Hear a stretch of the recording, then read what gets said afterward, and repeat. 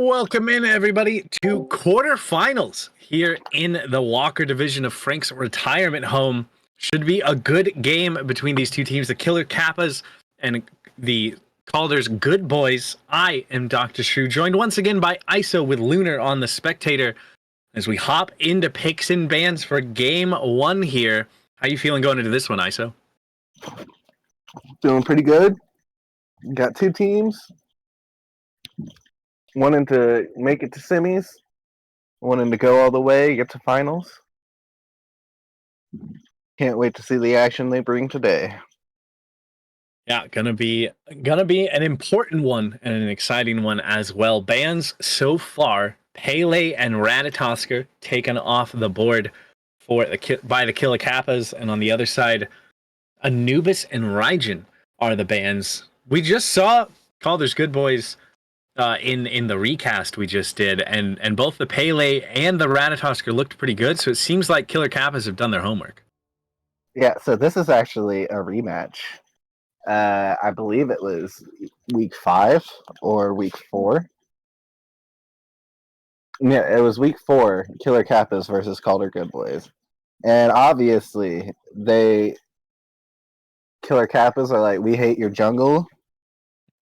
Calder's Good Boys are like, we hate your mid laner. So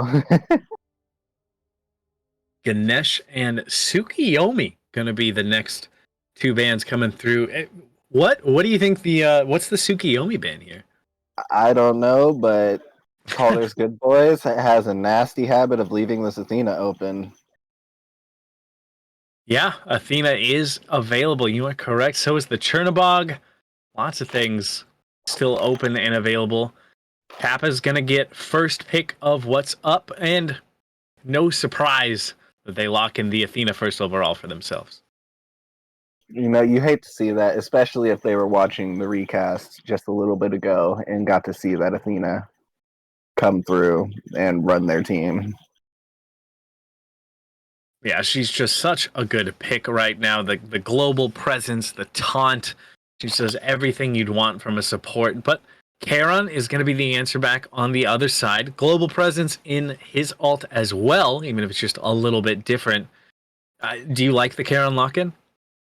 I think it's a decent pickup into an Athena. You've got the silence that stops her taunt for a little bit, maybe gives you enough time to get your ADC or your mid laner out.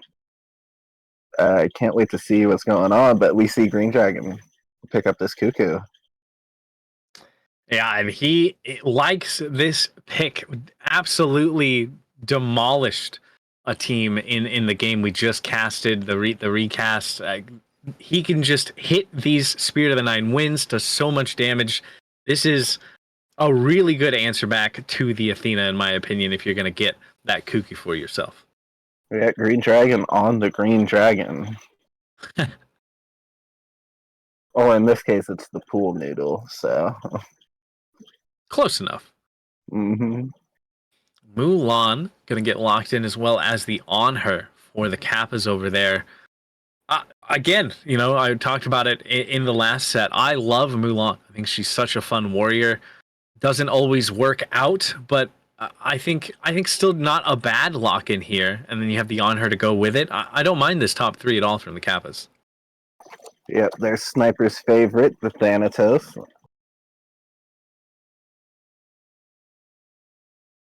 Top 3 locked in for. I'm not sure which team I like more right now, honestly. That's exactly what I was going to ask you. After seeing both these teams play how they do, I'm really not sure which one has the advantage just in picks and drafts, or picks and bans. Good comfort picks locked in on both sides for sure, as well as just good picks overall. Second phase of bans completed now. Nike and Jingwei taken away by the Kappas, while on the other side, the Ixchel and the Susano taken off the board. T-Pity not going to be able to pilot that Jingwei that we saw in all 3 games of the previous set with that Hydra's crit option. Going to have to go somewhere else in the God Pool. Yeah, I think I think T Pity might be happy about that. I was talking to him a little earlier, and he was like, "I don't want to be Jingwei locked again." Well, got his wish, it seems. They have to pick up something else. This Calder's Good Boys squad still need their ADC and their solo laner. So they have their choice of what they're going to go for their fourth overall. We don't see a Sun Wukong ban. And we also, again, made it this deep without a Chernobog pickup. That is going to be a lock-in for the Calder's Good Boys. Now, the turnabout pickup into On Her, I'm not too sure about. On Her does quite a bit of damage into a Chernobog, and he can just sit there and wait for you to get out the wall and throw you back into the wall.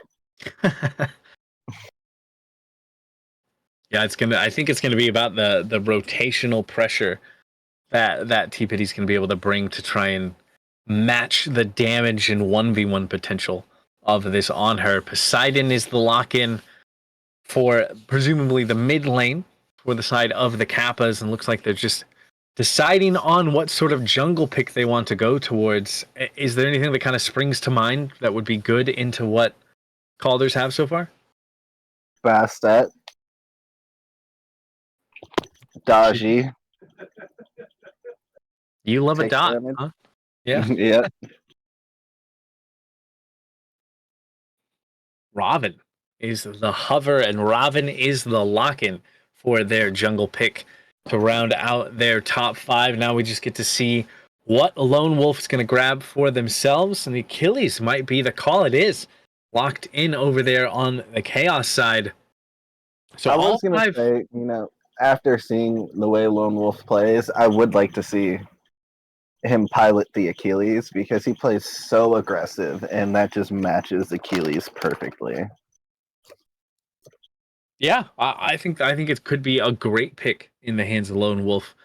I don't know if I want to see Prophetic first on Achilles, but we know Lone Wolf Definitely likes to not. build that way. Definitely not. Leave your armor on. Go ahead and build a Soul Eater. Okay, and that's what you need to do, Lone Wolf. Have to wait and find out what direction all of these members are going to go for in terms of builds. With everything locked in, though, going to ask you once again, ISO, do you feel like either team got away with an advantage in picks and bans for game one? Does anybody have the ability to kind of run away with it here? This Athena, I mean, they match the global pressure with Chernobog, but that's still an Athena, and Chernobog's not going to really want to ult anywhere near her at the risk of just being taunted straight out of your ult. Yeah, Athena just brings so much from that support role. Excited to see how that one plays out. I feel like the mid matchup, it's something that's been in the game for a long time. Both Cuckoo and Poseidon, gods that have been in Smite for quite some time. Is there an advantage between these two in the laning phase in particular? I feel like this matchup is an oldie but a goodie, Cuckoo doesn't really have a dash for Poseidon to shut down, but he also doesn't have a dash to get out of that Kraken. Mm-hmm. Poseidon has movement speed too, but he doesn't immune Cuckoo slow. It doesn't cleanse the slow to be caught up in the tornado or maybe a Spirit of the Nine Winds. So we're gonna see huge things coming out of this mid lane. Also, to touch on why I recommended the dot damage earlier, you've got a Thanatos and Chernobog. What if they just stay up in the air? Yeah. Dot damage really helps with bringing down airborne people. It also feels really good when you see a Chernobog fly up into the air and you just see you have killed such and such person, and that's what I seek as a jungler. It's like you wasted your ult for no reason. Definitely a good feeling to get those like fade away kills where you're not even attacking anymore, and then it still just pops up as the kill on your screen. I'll let you know, we're not seeing prophetic first overall from Lone Wolf. Gonna go for a different route. So I'm looking forward to how that build's gonna work out without that kind of slow start that we saw a lot from Lone Wolf in the previous set. Yeah, again, I still prefer to see the Soul Eater on Achilles first, because I mean it's just so good on him. You get your natural heal, and then you put Soul Eater on top of that. You just stay out in lane, and I don't think Mulan has enough damage early to even counter whatever that is. It's not going to be a soul leader for the Mulan either. Crouton Crusader looking to go into the hammer tree. Could be, I mean, we saw Frostbound a lot earlier, but I don't imagine that's what we'll see. Could be It's a probably a rune rune forged. forge. Yeah. And mixing up what we mostly see from Mulan's, that soul leader seems like a very standard start for that god. Yeah, I mean, my opinion, Mulan gets enough heal off of her too. Anyway, doesn't necessarily need that Soul Eater. But this Achilles also looks like he may be opting for that contagion. Yeah, Yeah, it looks. not the right buffs there on that Poseidon. Has the blue buff, didn't pick up the red buff, and now Mulan will not have that sustain in lane. How much does that change the laning phase for Crouton here? Mulan is mana hungry. She's gonna want that Tiki or something. She's gonna need no mana pots. Either avoid using your abilities or get this Tiki, because you are not going to be able to stay out in lane with Achilles if you don't get your mana. Still wanting to get aggressive, using that early damage that Mulan has. Does a lot to Lone Wolf, but already out of mana almost completely now. Yeah, good thing she got that Tiki. She'll be fine as long as she sits under tower for a few seconds. Over here in duo, we saw Rawl get very low on the Charon underneath the tier 1, but was able to live and sustain up. Sniper Glen is over here, though. Might look to get aggressive early on the Thanatos, but instead, I'm just taking some interesting pathing. Doesn't look like they want to get too aggressive. Ours is some good poke damage onto the Athena, but not going to result in anything. As a jungler, you like it when your team has pressure, but you also hate it. It's just like, can you back up just a little bit so I can actually gank them?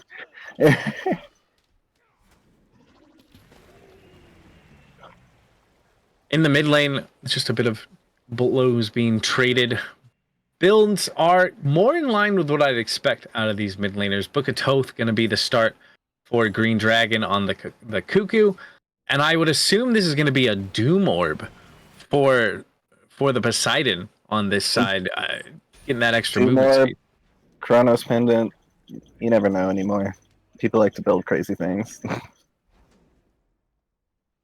I guess we could see a Rana Tahuti start. That'd be fun. Yeah, Rada Tahuti. Start with 10% pen. Yeah, it's definitely a cheap early game item, right? Yeah.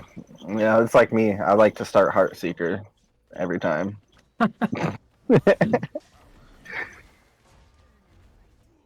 3 minutes in, no kills quite yet, but it could be. There's a lot of damage onto the Athena, but able to back up and away for the moment. Both of these junglers inching ever closer to that level 5 mark where they're going to be able to bring so much more. Where do you want to see them kind of take that pressure once they get those ults online? Probably want to see this Ravana in that mid lane. This Thanatos in that duo lane. You want your Chernobog to be up. And as this Ravana, you definitely want to keep that Cuckoo down.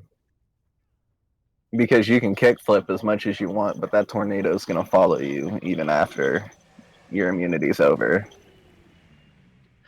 Oh, come on! Green Dragon again with the Cuckoo ult on the mid Harpies, really wanting that XP. I don't actually hate that. I think that's a fine play. Just make sure that you get that experience, you get that gold. I hate it. I hate it so much. I know I always say don't be scared to use your ult, but that doesn't mean use it on minions. Ooh, good impale into the wall. Lots of damage onto Rawl again, but not going to be enough to find the kill. And Kalo going to back up, but actually might need to be a little careful. This is aggression coming out of T-Pity, who gets the beads out of the on her. But here's Sniper Glenn in the air, gonna try and find something, but under the tower goes Kalo. Doesn't matter, Sniper Glenn still wants it, but Sniper Glenn can't find it. Tornado shows up, and that's first blood. Getting credit for the kill onto Sniper Glenn. A great jump out of Kalo to dodge out that Thanatos damage. And now they're getting aggressive in return as well. T-Pity, though, has the dash, is able to get away, and it's Crouton Crusader. Who needs mana on a Mulan? You can just get that pick. 2-0 now, 5 minutes in for Killer Kappas. Achilles, you gotta ult there, buddy. Lone Wolf's keeping up the trend. Just dying in the early game, taking over in the mid to late game. Wasn't first blood though. It wasn't first blood this time. I don't know if that's a good omen or a bad omen. I don't know, maybe it's a good omen. Not being first blooded for once. He's gonna take off in that solo lane a lot earlier. Was the contagion that you mentioned earlier, and it was the Rune Forge that we talked about as well for both solo laners respectively, what they're building. Crouton has a blue buff though, so now Mulan is going to be able to use those abilities a little bit more freely and try and continue to get some advantages over here in the solo lane against this Achilles.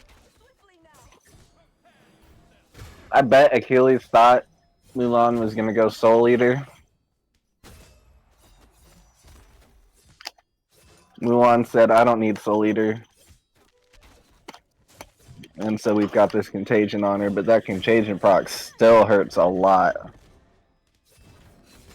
It definitely doesn't feel good. Execute threshold met. Can Lone Wolf find it just barely out of range? And here comes the Defender of Olympus, but also here comes Sniper Glenn. A 2v2 over in solo lane now, and Lone Wolf will get the first kill onto Crouton Crusader. And now it could be problematic for the Athena, but Tornado is here as well to help out. Sniper Glenn actually might be the one in trouble, but not quite gonna be enough damage. Take that back. Ravenalt does a lot, but it isn't enough. Actually makes it out as Not So gets a kill onto Rawl in the mid lane. Ends up 3-1 in terms of kills, favoring Killer Kappas. Yeah, I mean, great fight coming out in solo lane. Lone Wolf gets one back on Crouton. You love to see it. And then something happens over here in mid lane, and Rawl ends up falling.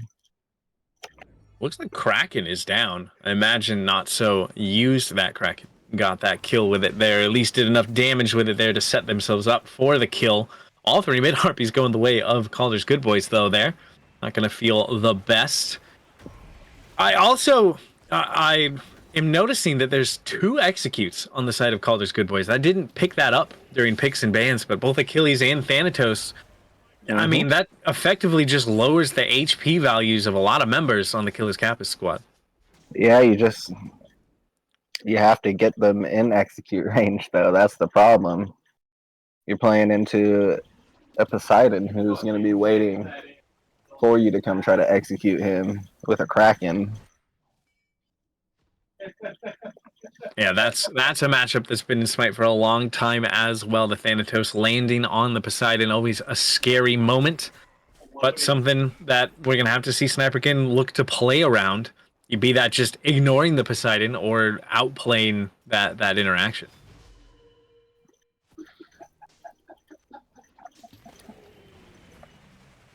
I know when I see a Poseidon locked in, My first thought is Ravana. I'm going to run at you, and there's absolutely nothing you can do to stop me.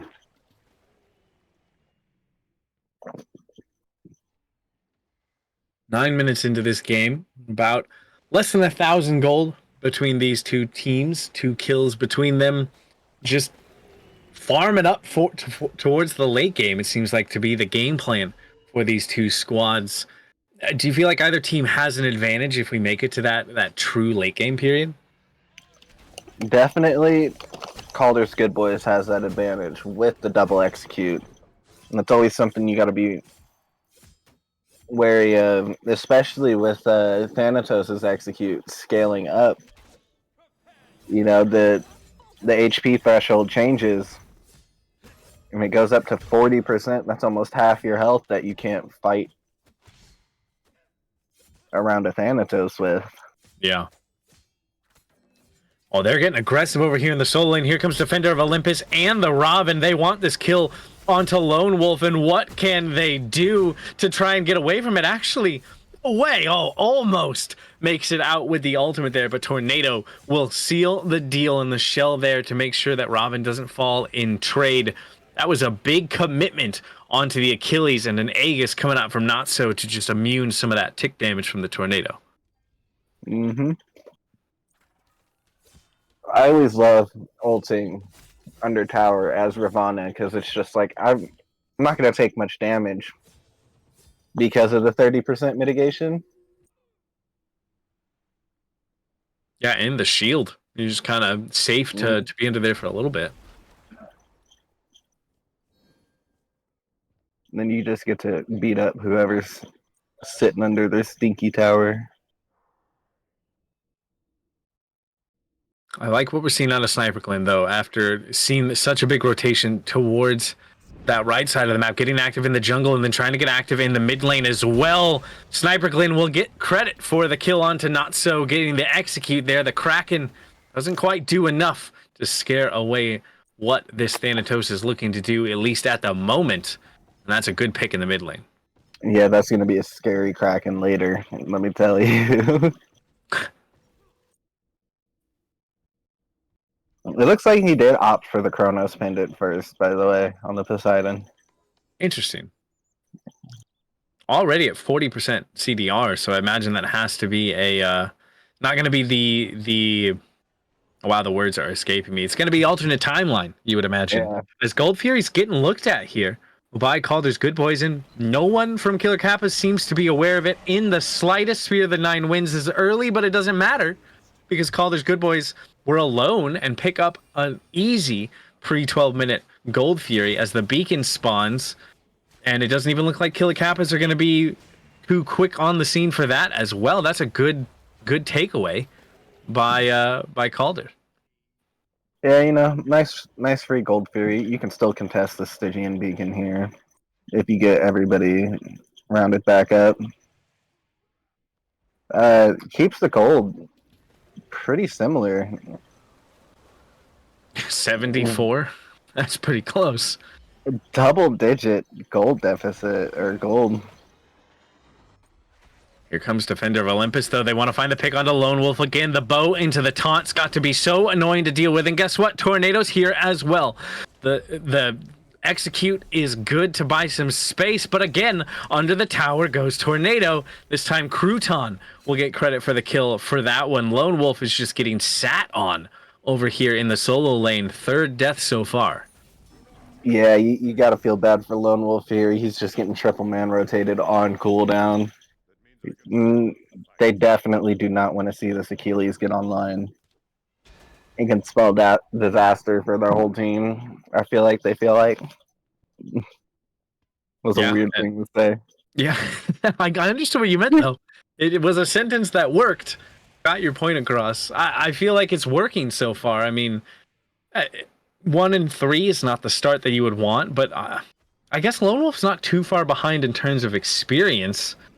It might just be a little bit, behind. Especially, I mean, mentals come into play when it's quarters like this, right? Yeah, you definitely feel like, is me dying this much gonna affect the team as a whole? Is everything? Am I gonna be the reason we lose out in the playoffs? And you just gotta wipe. This is a normal game, everybody. You just gotta play it like it is. Well, the Pyromancer is now 1-1 in this game, getting that kill onto Rawl, but does end up falling in trade.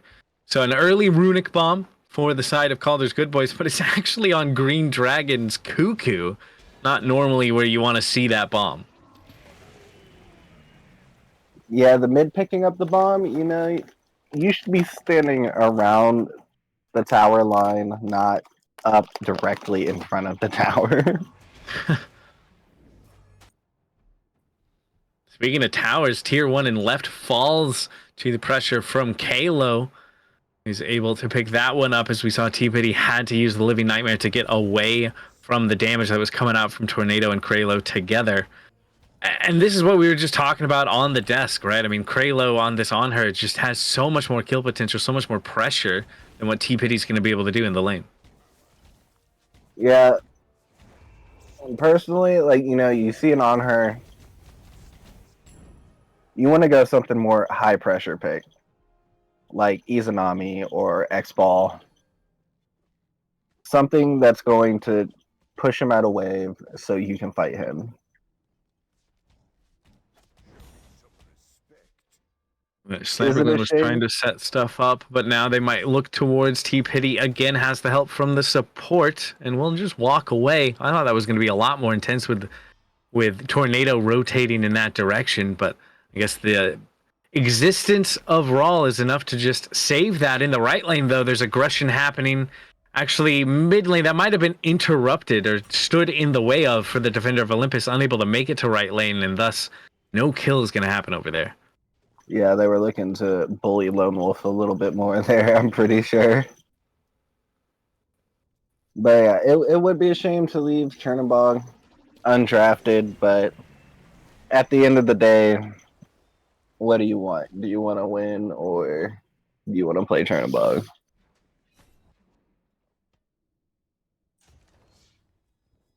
Looks like a Fail Knot going to be the next item of choice for T-Pity, getting some of that different kind of crit than what we're seeing from Kralo. And I don't think of on her as a crit hunter. Do you like seeing that Demon Blade on this on her? I used to not think of on her as a crit hunter, and then I've played against several crit on hers, and now I have no reason but to think he's a crit hunter because his crit autos hurt so bad. He's a good ability ADC, but he's also a phenomenal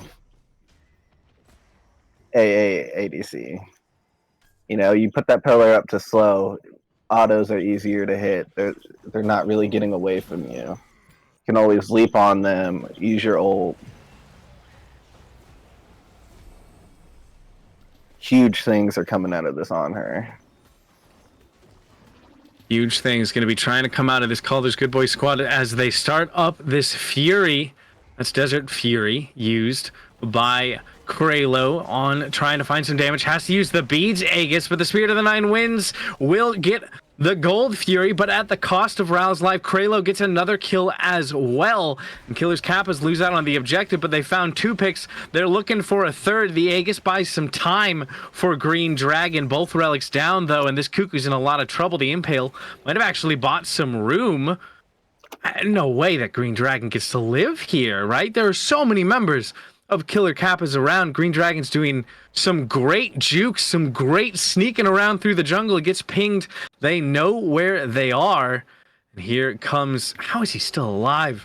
Living for so long, but now trapped between a rock and a hard place. This is a done deal. Tornado will eventually get the pick onto Green Dragon. 3 kills traded out for an early Fury. Probably not worth it, right? No, that definitely swayed in favor of Killer Kappas there.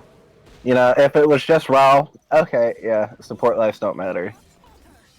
Let's go ahead and back up. But then Sniper and Green Dragon ended up falling too. You just that Gold Fury. Now they got pretty much the same amount of gold, but they do end up grabbing that Stygian, which will help offset a little bit more. Very even between these two teams. 500 gold, the difference between it. But the Pyromancer will also help offset that difference as Calder's Good Boys do get it. But a blink in from Crouton Crusader. He then uses the ult, but you're trapped in one spot for far too long as Mulan and Sniper Glidden will get credit for that kill. And that pushes the gold lead right around 2K, just under, in favor of Calder's Good Boys. As Mulan, you just got to know when to cancel that ult and beeline it away. Didn't get the secure. That's unfortunate. Just leave. All right, I'm going to call it. Not So's going into Doom Orb now with that Lost Artifact pickup. I'm calling. Are you sure? It could be a Charon scoring. Yeah, it could also still be a Tahuti. There's options, but I'm gonna put my well, I'm not gonna put any money on it, but I'm gonna put my money where my mouth is, and it's gonna be a Doom Orb.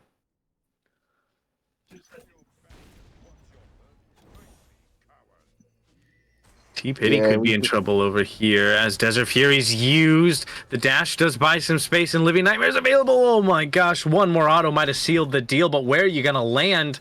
All the way in solo lane just to get insta-killed by Crouton Crusader, who gets that, says thank you very much for the kill. The Spirit of the Nine Winds just barely off the mark. The Kraken does a lot of damage though, and Raul could be in a world of pain. Up into the sky is the Thanatos, and Sniper Glenn will get the kill onto Kraylo, but it's answered back for the kill onto Raul. But here comes Sniper Glenn with a double kill onto Not So. Absolutely swinging things in their favor at the end there, but all in all, ends up with a 2 for 2. 2 for 3. 2 for 3. Right. I can count. No, it was a 2 for 2. I can't count. I was just trusting you immediately. It's a cursed orb. I was right. He's going into Doom Orb. Sometimes I know what I'm talking about. He could still sell it. The ultimate betrayal. You better not so. You better not.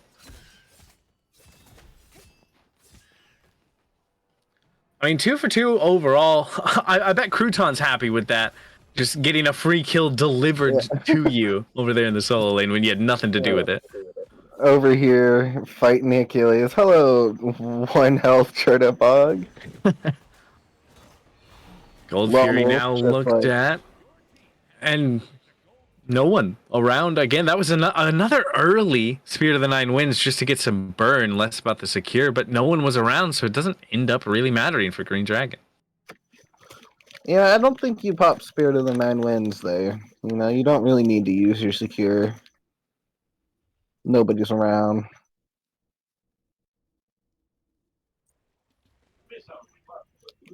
I would like to see Green Dragon hit these amazing ults we were seeing from game 1 of the recast, though. They're saving it for team fight, maybe. You know, that's when it matters, I suppose. Could ult the mid camp again, though. That would be kind of fun to see. And, you know, maybe just ult a minion wave while you're at it, too.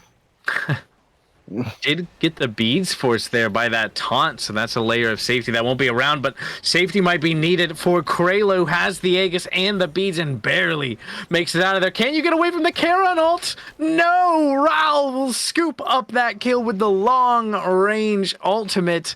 Thank you very much, says the support of Calder's Good Boys. I'm feeling some type of way about that kill. If he just walks to the side, he lives. Why are you outrunning the wave? It's going to keep going. Well, Tornado gets a bit of revenge, finding the kill onto Green Dragon there, and now Calder's Good Boys will grab the Pyromancer to add to their gold lead, which is quietly kind of snuck up to around the 6K mark, as we've been just kind of talking about ulting minion waves with Spirit of the Nine Winds.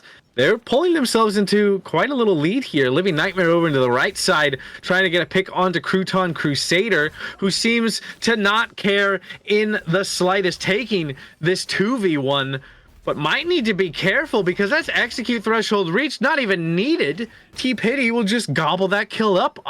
I don't know what Crouton Crusader was thinking there. Probably thinking, along the lines of an early game Mulan thinks, hey, I'm going to just take any fight that comes my way. But this isn't early game anymore, Mulan. Exactly. That is a fully built Chernobog with starter upgrade. You definitely do not want to be taking that fight. Ornate Arrow, the choice. So those crits gonna be hurting for T-Pity. That last beacon will unleash the Titans in a few moments. They're going to be marching down that mid lane. The only neutral objective left on the map is that Fire Giant.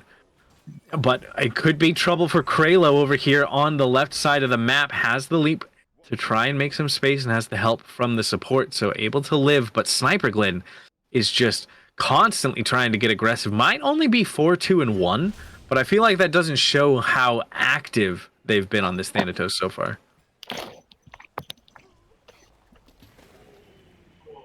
Really, only 4-2-1?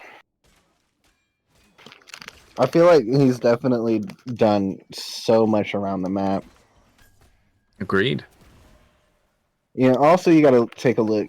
Calder's good boys aren't really high in kills. Like 4-2-1, yeah, but that's 5 of their 8 kills. Mm-hmm. Well, Sniper Glen getting looked at, has to use the beads, but then gets taunted back in. That's a lot of damage onto the Thanatos. Can't get up into the air, and Tornado will get credit for that one. T-Pity, good dash out of the wall, but now in a lot of trouble. Has their own ability to go up, and Lone Wolf will get a kill onto Kralo. Elsewhere, Lone Wolf will find a double kill on this Achilles, but Tornado will find another one. The Spirit of the Nine wins. That's what we were waiting for, and Crouton Crusader is no more. Now, Lone Wolf with a bit, not a lot of health remaining, but trying to take this fight on the run. Here comes the Athena ult, but oh my gosh, the damage coming out of Green Dragon. Double kill for the Cuckoo. And it's a 4-for-2 trade favoring out Calder's good boys. Athena ults there to give some more protection to Tornado here. Does actually work. He's able to just sit there and fight. We have Titans pushing. Oh my god. It got the Phoenix. I knew it was still pushing, but I thought, I got so caught up in that fight. Wow, that is huge for Calder's good boys. They win the fight. They get the Fury, and they get a mid-bird. That completely shifts things. Look at the gold lead now. It's 11k in favor of Calder's good boys. Yeah. Oh, and it took, from production, it took a T2 tower as well. My goodness. Titan GOAT. Yeah. Confirmed. Calder's good boys, they definitely couldn't be in the position they are without their Titan. I want to know if it was a conscious decision or if they were just as surprised as we were that Titan was getting as much as it was. They'll pick up the Fire Giant, they'll pick up the Pyromancer, and now Killer Kappas find themselves really on the back foot. There's 3 runic bombs on the side of Calder's good boys on top of the golden experience lead that they have. I mean, who do you have to try and play through on this siege defense if you're the Kappas to keep yourselves in this game 1? You definitely have to play through this Poseidon. You gotta hope and pray that Poseidon hits the most ultimate Kraken and annihilates like 4 or 5 people's health bars. Well, going into the Lost Artifact tree again is not so. Probably this time I would assume for the Tahuti. Be a very late Charon's coin, but almost building the entire tree. Kind of like to see that. It's a fun. There's a lot of good items in there, but here comes Calder's good boys on the charge on this left side. I don't imagine we'll see too much of a defense for this tier 2, but Killer Kappas might try to prove me wrong.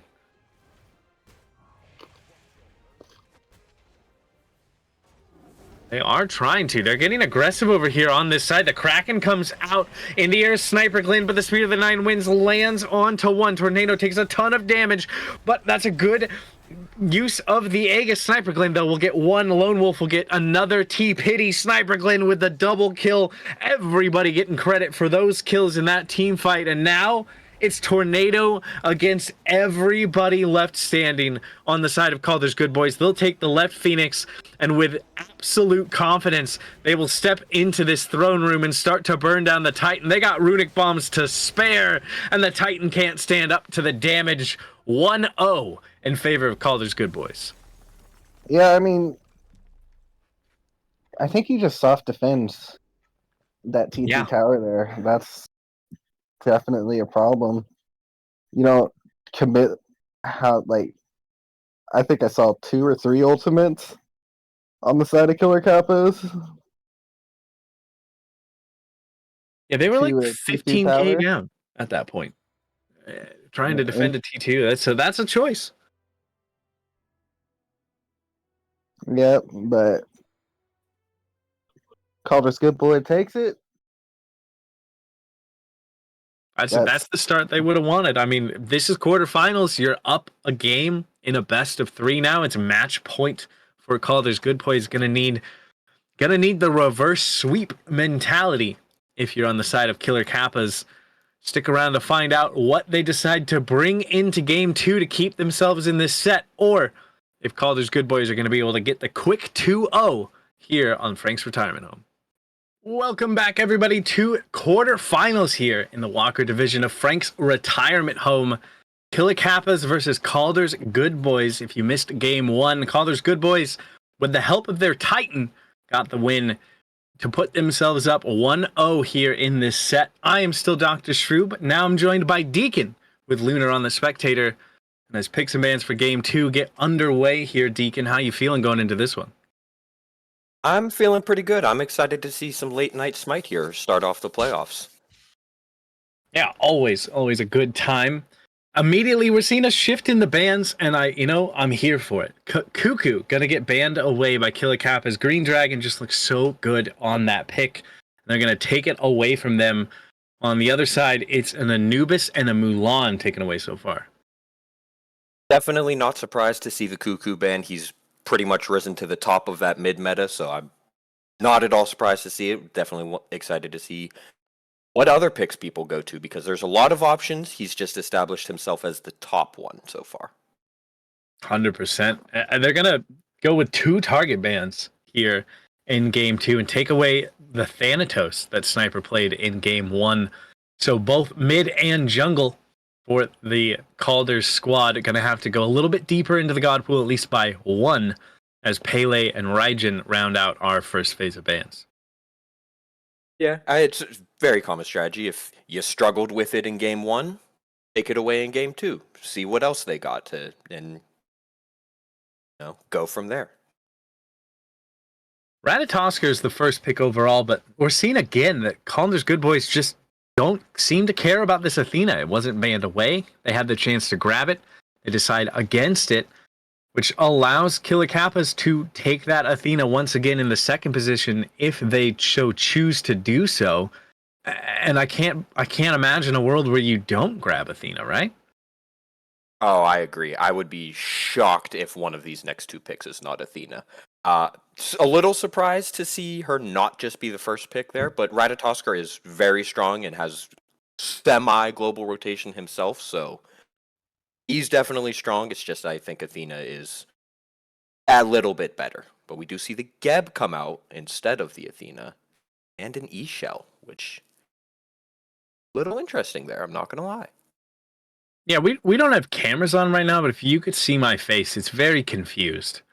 Geb and E-Shell, both strong picks. I don't think there's anything wrong with them, but Athena making it through untouched right now is kind of just blowing my mind. Lone Wolf will grab the Nike for themselves. We've seen them been able to pilot that to great success. This has to be where the Athena comes, right? It's got to be right here. I mean, at this point in time, we've been wrong 4 picks in a row, so I would think it's going to be something else. And it is. Well, it's a hover. It's a hover. It's a lock. No Athena probably going to be in this game. Now, I guess there's a world where Ganesh or Geb can go somewhere else, but they're not really guardians that I think of when I think of like off rolling. Right. We're just going to have Athena herself fits multiple roles a little better than either the Mhm. Geb or Ganesh, so maybe like the Athena solo, but if she hasn't been picked up yet, I kind of just have to think that she's not going to get looked at. Maybe it's a comfort thing. Hey, if you like Geb, if you like Ganesh, if you're comfortable on them, it's the playoffs. Play what you're comfortable with. Yeah, that's totally true. Comfort is always more important than what's meta. If you can perform on a god, it doesn't matter if someone would put them in D tier. If you can play them at a high level, then play them at a high level. I definitely don't mind this choice if that's the direction they want to go in. I know that Raul has played this Ganesh a lot. Seems to like the pick, so I don't mind it at all. It's just it's not something I expected to see, I guess. Especially, I mean, the Chernobog is now going to be hovered and ruin the point I was going to make about both those being left open. But Chernobog locked in to round out the top 3 for the Killer Kappas. Well, if this first phase of the draft has taught us anything, it's that we're wrong about everything. That's why they locked Chernobog in, as you were saying that. But aside Very from true. passing over the Athena, nothing too surprising. Ishel, maybe not in my top 3 in the mid lane, but if they're in theirs, not a bad pick by any means. Nike, not surprised to see she's been rising up, especially with a lot of those mage solo nerfs lately. Yeah, Excited to see what these bans are. Jingwei, Poseidon, and Tsukiyomi we have so far. Tornado just must have a nasty Tsukiyomi because I don't think the god is in the best spot right now, but that's the second game we've seen that god banned away, as well as the Susano. And I think that just goes back to what we were talking about just a moment ago. Comfort can trump so many other things. If Tornado does have that good of a Tsukiyomi, then take it away. Oh, absolutely. And that's one of the things about a bit of a smaller league. Sometimes it's a little harder to keep your pocket picks to yourself. So if like you said, if he's got a good Tsukiyomi, why give him Tsukiyomi? And you actually see 3 bans at the jungle there, the last 3 of them. So they're clearly considering him in mind when they make their plan. Well, I adore this Awelish pick. You have the Nike, who's going to have problems just with the leap on its own. But then you have a knock-up from Ishel, and you have a knock-up from Geb. If that was their game plan the entire time, then who needs Athena? This is the possibility of Tornado just going crazy on this jungle pick. Oh, absolutely. And like you said, with that much potential setup for a Wheelix, it just makes her life that much easier. I mean, she's able to do it and generate it all herself, but when your teammates can help you out and when the enemy can help you out, like the Nike jump, your job just gets that much simpler. Is Itsunami's dash a jump when she goes into the ground? It's not, right? It's not like, is it like Scylla dash where it is a jump? I believe it is classified as a jump, so could potentially see that interaction come into play. Yeah, that's if that's true. I mean, we're hearing from production that it is. Then I don't know about picking the Itsunami into a Wheelish. Tornado's going to have so many options available to use that ultimate. This Wheelish pick's just looking better and better the further we get into this draft. But the Morgan Le Fay does kind of slow that down. A lot of self peel. Definitely. Morgan Le Fay, with the Nike, have to assume that's going to be a mid Morgan Le Fay instead of where we've seen her a lot in the solo lane lately, but very good in both roles, and especially, like you said, that self-peel, knock them up, knock them away. Now you've got space and time to think. And that's so valuable, especially against someone like an Awelix who wants to be on top of you. Yeah, definitely a good mid lock-in so far. Waiting to see what this Killer Kappas team chooses to round out their draft. Missing a solo laner, you would assume.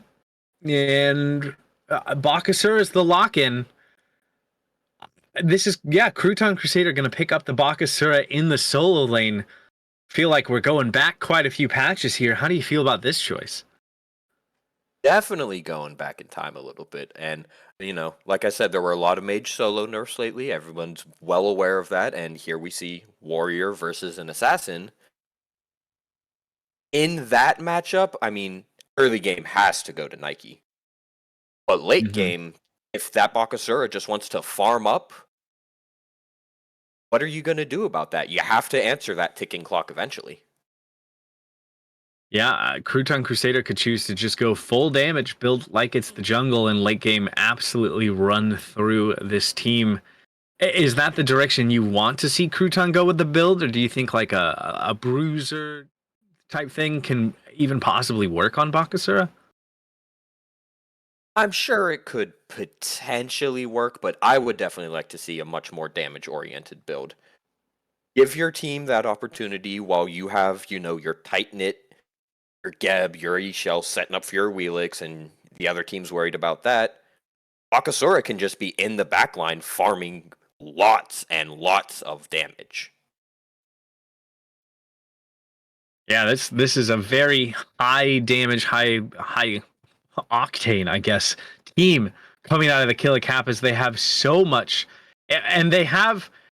I mean, correct me if I'm wrong here, but I feel like they have the perfect support to pair with all of this damage. Geb is just CC and Peel in spades. This might be a really scary team to fight against.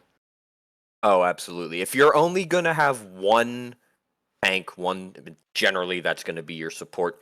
Eb is one of the best ones. He takes that while to actually get his feet underneath him and start being effective. But once he is, knockups are always strong. His ult is a huge team fight tool, and that shield is going to be the X factor for this game, because if he can keep himself or the dive safe for that much longer, it's going to be really, really hard to get through all of that shield and actually get effective damage on presumably this Bakasura. Do you feel like Calder's Good Boys have a comp that's going to be able to do that, to deal with the dive and the damage that's going to come out from the Killer Kappas and turn around the damage on their own? I think they could. Anytime you have a Ganesh on your side, if you can communicate and target select nicely, you dash at them, you silence them, you throw up the Dharmic Pillars. Ganesh is one of the best gods, in my opinion, at answering that focal point, but the communication they all have to be on the same page in order for that to work.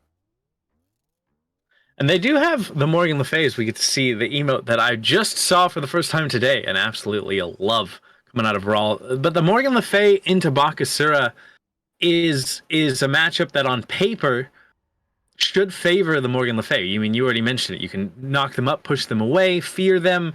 It really helps when a Bakasura dives on you. But in practice, as a mid main, I still sometimes just get absolutely destroyed by a Bakasura jumping on me. Oh, absolutely. And like I said, that's why I want to see a more damage-oriented build.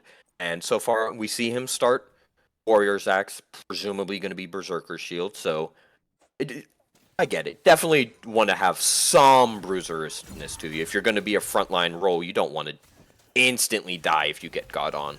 But I'd like to see more damage follow through with that, so that sometimes it's just as simple. Hit 3, hit ult, and you're just chomping through health bars. Yeah. I mean, I guess at least he has the true damage that comes from Butcher Blades to try and counteract some of the tankiness, and might need the sustain if Lone Wolf continues to be this aggressive on the Nike. You mentioned that early game would go towards the Nike, and it looks like Lone Wolf's trying to make that happen right off the bat with some good damage.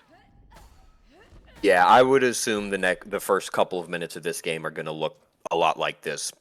Bakasura by his tower, low health, Nike controlling waves and having a lot more health, and then especially once they hit level 5, if something hasn't popped off by then, I would expect that to be the go button for Nike, because you have an entire extra half of a health bar that Bakasura has to chew through, and I don't think he'll be able to do it at that point in the game. Over here in the dual lane, it's so hard to out pressure an Izanami, especially with a Geb being what you have on your side. I'm not surprised to see this pressure here, but Tainted Steel getting shown up. Oh, wait a minute. I thought that was Rao's choice of starter, but it's not. It's T-Pity. Starting Tainted Steel on the Izanami. Explain this one to me, Deacon. It's certainly a choice. It is absolutely an item that you can buy in Smite. Would I buy it playing Izanami? Probably not. Now, obviously, it has its strengths if you have to deal with a lot of healing, which, admittedly, there's not a lot of team healing on the side of Killer Kappas, mainly just the E-Shell. But there's a good bit of self-sustain, so Tainted Shield's definitely going to help in that regard, but I would have... Close call there in the mid lane. Yeah, I would have preferred to see a regular starter out of the Izanami. Well, Sniper Glenn doing a regular start on this Ratatosker, getting first blood in the mid lane, and Green Dragon lived with a sliver of HP. I thought Not So was going to be able to get that kill with the knockup, just not enough damage. That was too close for comfort on both sides. It just didn't end up working out for Not So there. Oh yeah, the margins of error are thin, especially in some of these matchups, and tensions are high. Game 2 of a playoff set, so love to see that aggression, especially out of a Ratatosker, who's strong all the time. Again, semi-global rotation will always be impactful, but if he can get a good start early, he can really get a snowball rolling for his team, as we see a little bit of pressure applied here in the duo lane, which, as you said, we should probably get used to seeing while these four are here. Yeah, 100%. Even with Tainted Steel, I mean, it doesn't really matter what Izanami buys. You're going to have that early lane clear, that early lane pressure, just by the very nature of the kit. Oh, absolutely. When you have Izanami on one side, they're almost certainly going to have lane pressure. When you have Geb on one side, they're almost certainly not going to have lane pressure. And when the two are facing each other, it's hard to envision any scenario where the Killer Kappas feel comfortable stepping up beyond the halfway point in this lane. So I can confirm that all the other starters in the game are normal. They're what you would expect, as we see Tornado trying to look maybe to get aggressive over on the solo side. But after Tainted Steel Izanami, I had to double check that everything was as it should be. Lone Wolf needs to be a little bit careful here. The Sentinel of Zeus Shield is gone, and so is a Lone Wolf. Tornado will get credit for the first kill going the way of the Killer Kappas. Nike's tanky, but not quite tanky enough yet. Exactly, that first level, and we do see she's going into a Prophetic Cloak first item, it looks like. So once you get those stacks online, you are really, really tanky. Nike ult makes you really, really hard to kill. You combine those two, and it's going to be a massive thorn in the side of the Killer Kappas once we get to the mid and late game. You just got to get there first. You got to get some stacks, you got to get some points in your ult, get a bigger percentage of your health as a shield. Then you can be unkillable.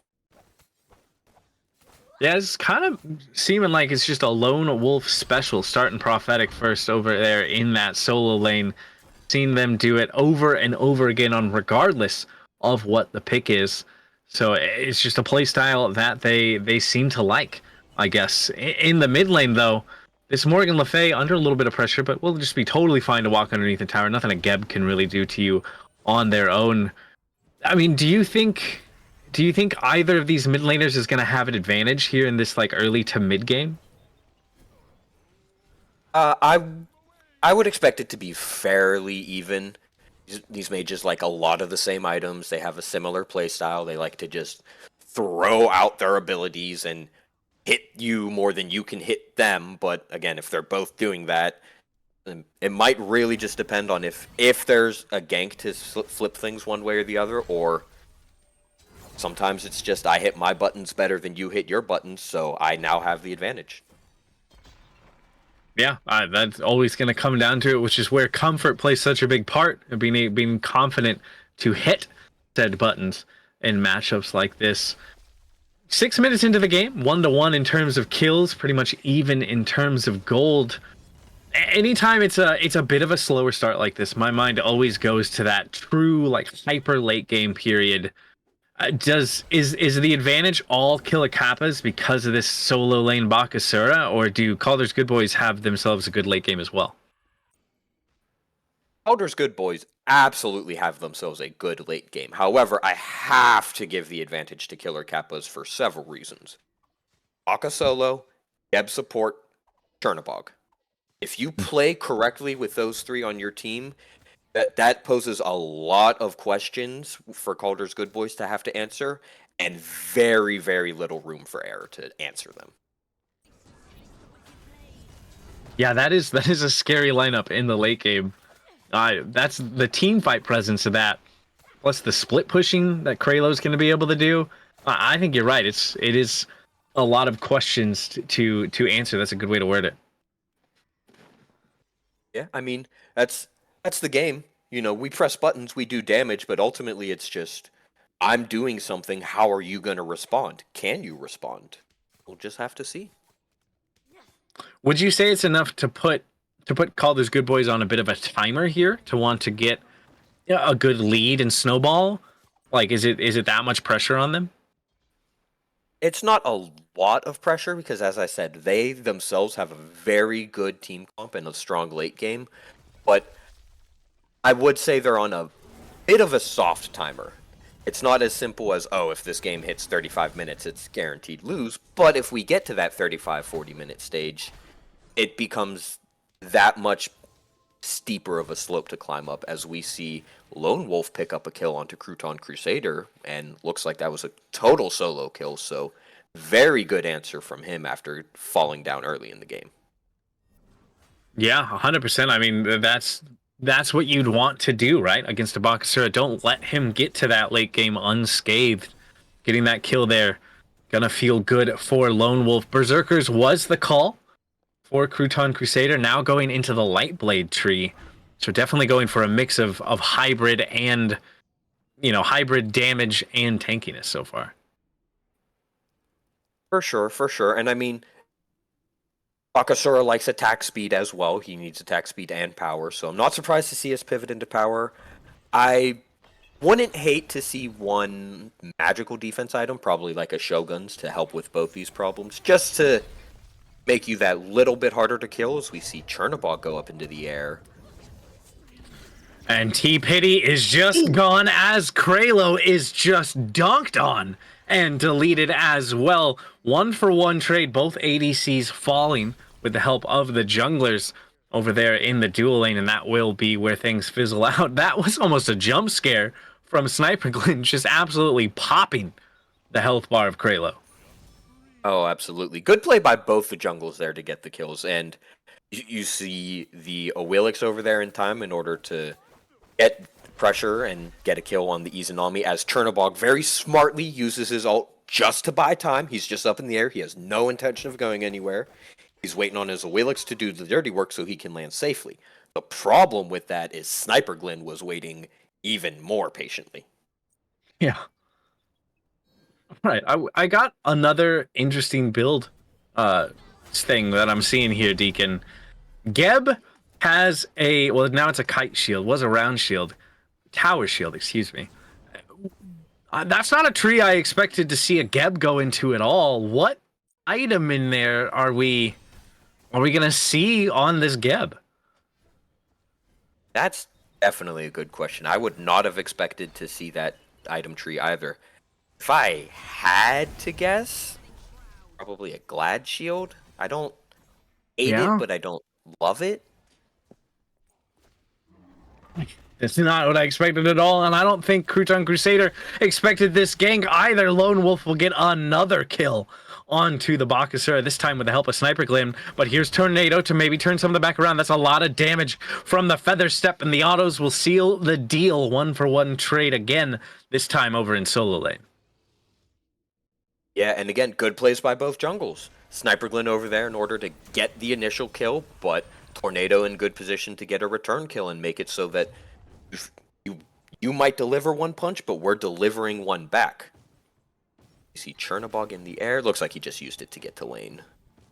Tier 1 Always tower's nice. gone over in left lane. That's just the pressure that T-Pity has on that Izanami, I guess. That's an early tower. Absolutely, and we see it's an early level and a half, 2-level lead, something like that. And, Chernobog, not the worst early game by any means, but not great. And as we've discussed, Izanami's is pretty darn good, so not very surprising to see that tower fall as we see a grouping along this Gold Fury. Getting looked at by Killer Kappas here. It's just Ral nearby with the help of Sniper Glenn to try and steal this one away. The Dharmic Pillars comes out, but Killer Kappas do manage to secure it. It's at the cost of their support, though. A trade you will almost always take. It dips the gold lead back down to around the 2K mark, favoring out Calder's Good Boys. Absolutely a trade you make 8 days a week. Obviously, you'd prefer to get out of there unscathed, but once the Dharmic Pillars goes down, you kind of have to make sure that the priority, the objective, is secured. So handle that first, then try to get out. Geb, unfortunately, not able to, just as the Morgan Le Fay is not able to, floating around that beacon. Beacon goes the way of Calder's Good Boys, but they lose their mid. Trading objectives for players seems to be the name of the game right now, but losing your mid laner gotta feel a little worse than losing your support. Absolutely, especially for an objective that's not quite as significant as the Gold Fury. But we've just seen a lot of trades 1-for-1s or objective 4-kill, and not that surprised when, it's win or go home. It's the playoffs. These teams are playing to play next week, and so far seems like they're on fairly even ground, so really, really like the start from both sides. I think 13 minutes into this game, both teams can sit there and say, hey, we're in a pretty good position. Maybe there's 1 or 2 little things we can clean up, but if we do that, we're going to be really strong here in 10 minutes.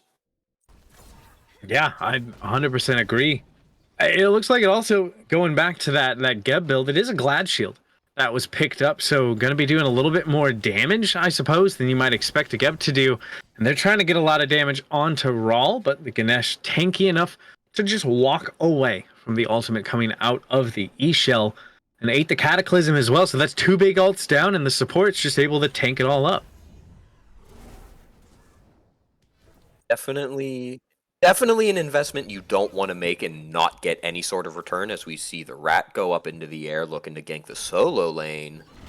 Bakasura could be in trouble, has the ultimate to try and turn around some damage, but it doesn't look like it's enough at all. Sniper Clan will get credit for that, but here is the counter rotation out from Tornado. We've seen this time and time again. Is there going to be able to anything happen? Kralo will get a kill onto Rawl in the mid lane, and it doesn't look like there's anything Tornado can do except for die on the counter initiation over there in solo. 2-for-1 favoring out Calder's Good Boys across the map. Yeah, not a very strong 30 seconds or so out of the Killer Kappas. You see 2 ults used, don't get a return kill. You do pick it up eventually, the Ganesh does fall, but it didn't have anything to do with the ults. But the fight in solo lane, I mean, at this point in time, we've seen Sniper make that rotation over twice and get kills, and this time did not trade himself out for it, so big step in the good direction for the Calder's Good Boys. Is, like I said, both teams were pretty even. Looks like they want to take that first initiative on sitting pretty for 10 minutes from now. Yeah, it seems so. You know what it is? It's the Tainted Steel Izanami. It's the tech that we just don't know about. You're right. I didn't even think about that because I didn't know the tech existed. It's crazy how many hidden things there are in this game. Yeah. T-Pity is cooking, but it's not like it's not working so far. It's Tsunami just able to get that pressure. Pyromancer, though, now what is the focus for both of these teams? Killer Kappa's slowly looking at it, but it was just testing the response time of Calder's Good Boys, it seems. And now look, we can see that Lone Wolf has TP'd in over here near this Pyromancer to zone away the members of Kappas, both solo laners here, as the Pyromancer is getting burnt down very low, and Calder's Good Boys will be able to secure it. Here comes the ult coming out from Crouton Crusader, but he's the one getting melted. Sniper Glenn will get credit for that one, and the Ishal ult couldn't save the Bakasura. Now Sniper Glenn up in the sky, gonna try and find a target to land on, and it's not so. Will get absolutely deleted. Even more trouble as Sniper Glenn gets a triple kill on the Ratatosker. And Calder's Good Boys, they just flipped a switch and they are flying through this lobby now.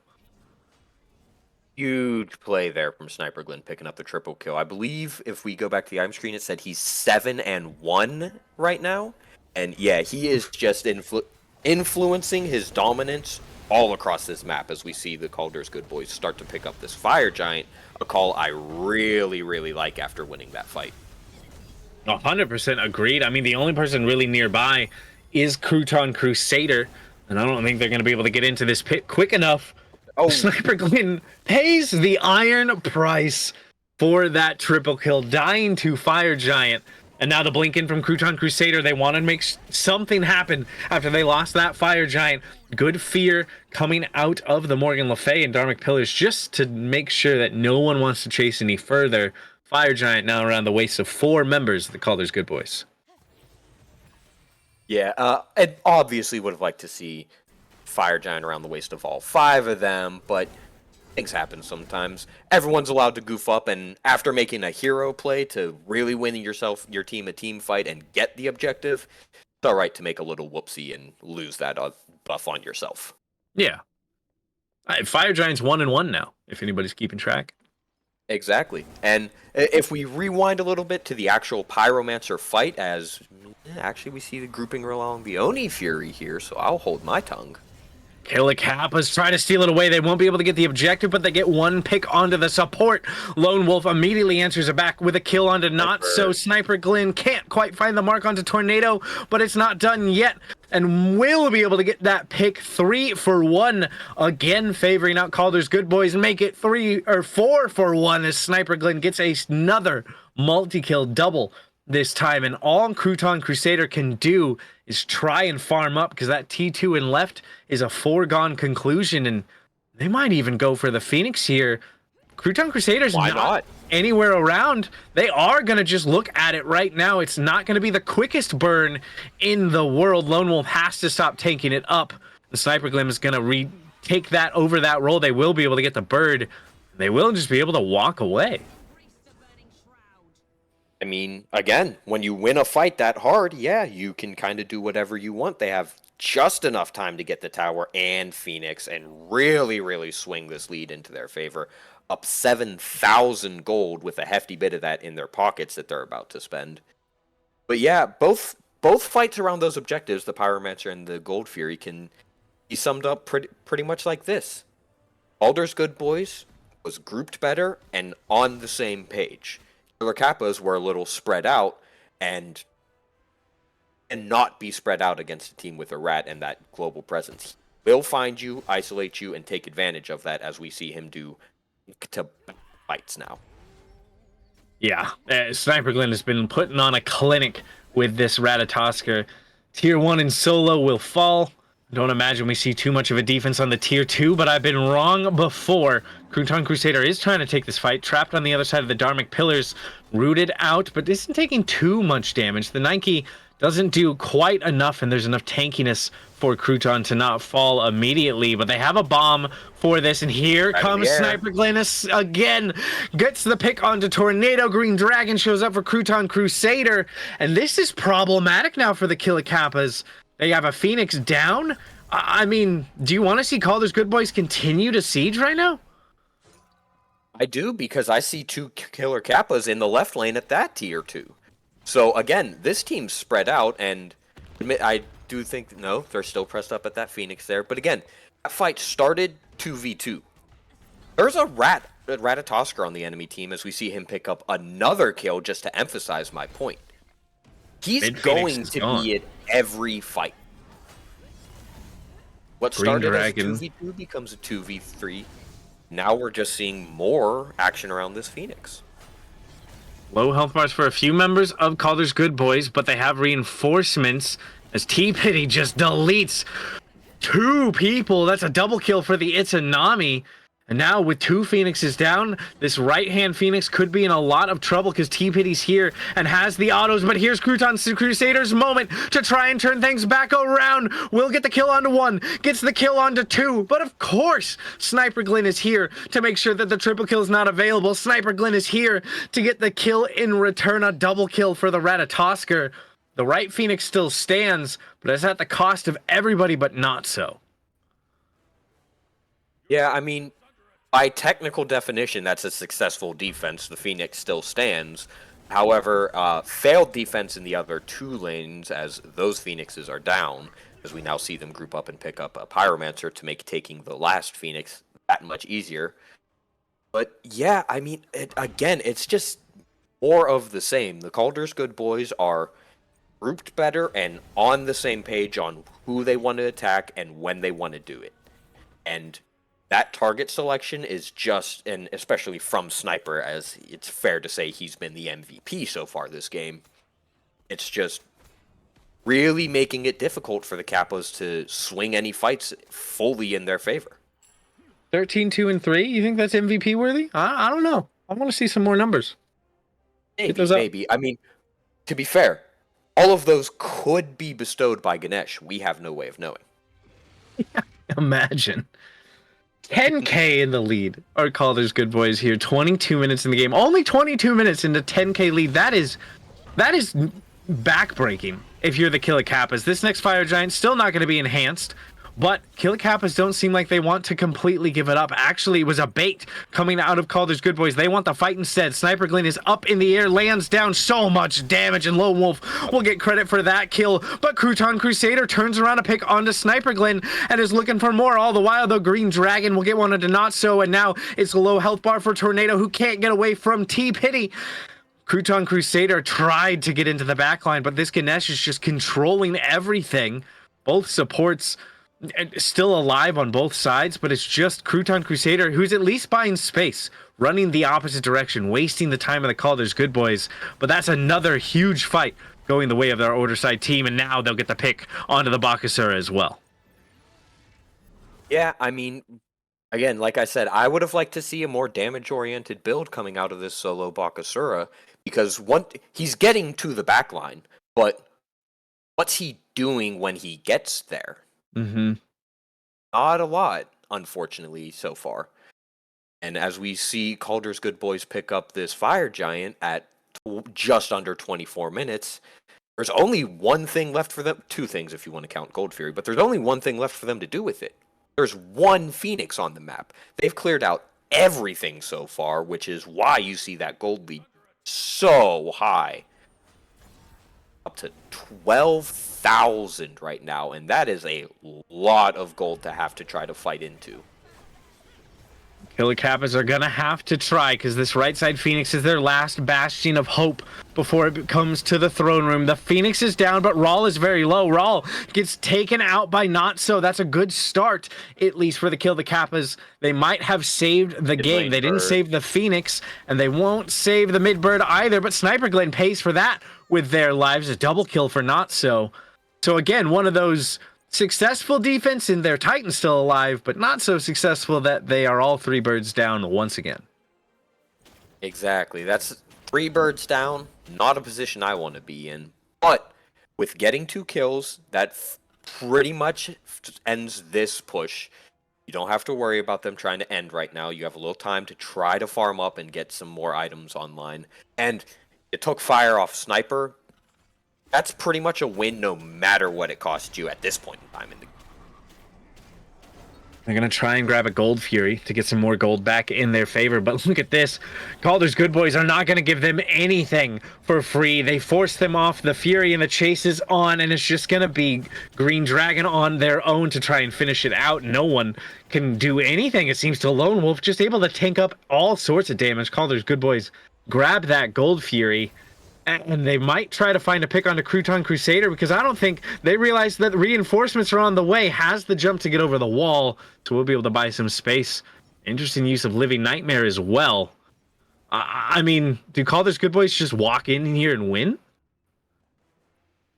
I kind of think so. I mean, that Nike is very, very hard to kill, practically unkillable for the Killer Kappas right now. And damage coming from Green Dragon, T-Pity, and Sniper is putting this this Titan down to under half HP very quickly. Frenzy was popped by the Bakasura though, but it's Crouton Crusaders the one that's popped instead. Green Dragon gets credit for that one. Now the damage on 2 more. Sniper Glenn is all over Tornado, and we'll get yet another kill on this Ratatosker. Good double dash to get the Chernobog some space, but not enough to get away from the rat. And a near deicide comes out. There's the deicide. Triple kill for Sniper Glenn. And the Calder's Good Boys get a quick 2-0 over the Killer Kappas and push themselves on to the semis. Just a really, really, really strong game here out of the Calder's Good Boys. And the type of performance that if I'm one of the other teams sitting there being like, oh, well, we're going to have to play them soon, I'm a little worried about it. Because, again, this game was pretty even, back and forth, nice fighting through about 12, 13 minutes. And from that point on, they just hit the gas pedal and never let off of it. Yeah, Sniper Glenn, 16-4-7, unbelievable performance on that Ratatosker, was just running through anybody that got in their way. And, you know, the Tainted Breastplate, maybe that's the Itsunami meta now. Maybe T-Pity's onto something, and we all just need to bask in that greatness. I mean, it's hard to argue with the results. Yeah. I honestly, I mean, if no one else is going to be able to pick up that anti-heal, at least it's on someone. I feel like in a comp setting like this, that's the type of things that can help you win these games. I don't honestly mind it. I mean, like you said, in this comp setting where the team knows someone has to do this, ultimately it's not that big a deal who is the one to do it as long as it gets done. So if it works, it works. That's really all that matters, especially when your team fight and organization is that strong and cohesive. Why not? Yeah, I like that. If it works, it works. And it worked for the Calder's Good Boys, finding themselves in the semis of the playoffs here in the Walker division of Frank's retirement home. Unfortunately, that's the end of the road for Killer Kappas this season, but they played well. They made it to the quarters, so congrats to them as well. And that is going to do it for us here on Frank's retirement home for tonight. I have been Dr. Shrew, joined by Deacon with Lunar on The Spectator. Thanks so much for hanging out with us, and make sure you keep your eyes peeled for more action here on Frank's retirement home.